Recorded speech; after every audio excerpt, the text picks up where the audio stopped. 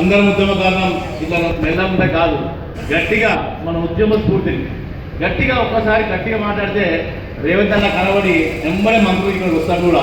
జై తెలంగాణ పోయిందానే సౌండ్ అక్కడ దాకా, మళ్ళొకసారి జై తెలంగాణ.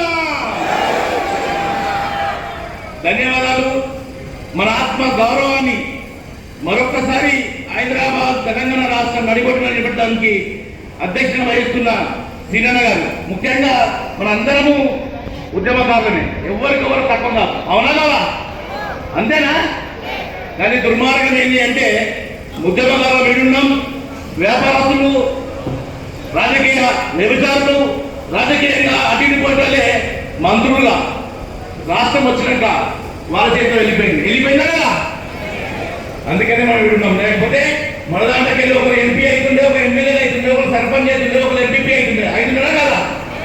మన ఇంట్లో గౌరవించాడుగా ఇంట్లోకి వెళ్ళి పొద్దున్నే బయటకు వెళ్ళేసి జై తెలంగాణ అని పోలీసులు దెబ్బలు కొట్టినా కూడా మన అమ్మ అనలే జై తెలంగాణ అనుకుంటా ముందు పోయిన సందర్భాలు ఉన్నాయి కదా.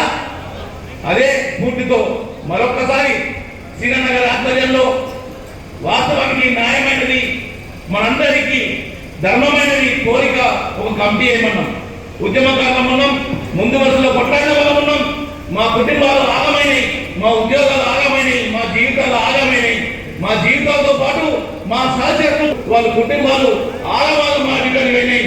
తెలంగాణ రాష్ట్రం వచ్చింది కేవలం కొందరికే మాత్రం తప్ప మా అందరికీ కాదు అనే నిబంధన ఉంది. ఇది కాదు, కష్టపడడానికి గౌరవం దొరకాలి. మా ఆత్మ గౌరవానికి మరొకసారి మా ఉద్యమ వేదిక నుంచి మేము మాట్లాడడానికి అవకాశం మీరు ఇచ్చినారు. ఇలాంటి అవకాశాలు మాకు రావద్దు. తెలంగాణ రాష్ట్రంలో మా ఆత్మ గౌరవంతో వచ్చే తెలంగాణని మా ఆత్మ గౌరవంగా మా అందరికీ కూడా గౌరవం దొరకాలనుకున్నాం. కానీ అట్లా జరగలేదు.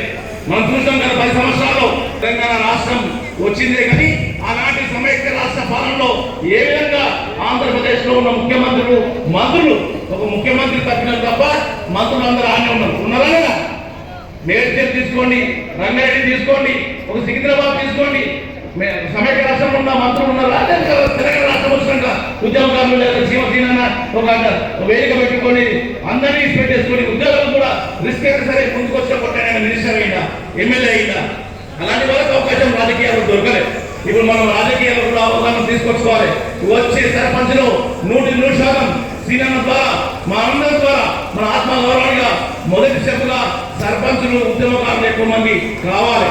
ఎందుకంటే సర్పంచ్లు ఎక్కువ మంది మనం అయితేనే మన వేదిక ద్వారా మాట్లాడగలుగుతాం. నీకు ప్రోటోకాల్ ఉంటుంది, నీకు మర్యాద ఇస్తారు. మన ఉద్యమకారులు తీసుకొచ్చాం, అన్నం వండి పెట్టిన వాడ భగవాన్ తీసుకుపోయి మేము మా రూమ్లో పెట్టుకున్నాం, మా కక్షలో పంచి పెట్టుకున్నాం. అంతే జరిగింది కదా. తెలంగాణ రాష్ట్రం తీసుకొచ్చి ఎవరి చేతిలో పెట్టినాం? ఎవరెవరు పాలిస్తున్నారు? ఒక వ్యాపారస్తులు పాలిస్తున్నారు. రాజకీయ వ్యవసాయంలో ఏ పార్టీలు ఉంటాడో తెలియదు. రాత్రి ఒక పార్టీ, పొద్దున ఒక పార్టీ సందర్భాలు ఉన్నాయి. కాబట్టి మేము రేవంత్ రెడ్డి గారితో ఇది గతంలో చెప్పినాం సార్, గతంలో ఉన్న ప్రభుత్వాలు కూడా ఉద్యమకారులని చిన్న చూపు చూస్తారు. దాని పరిణామాలు 2000 మన ఎలక్షన్లో మీరు సీఎం అయినారు. దయచేసి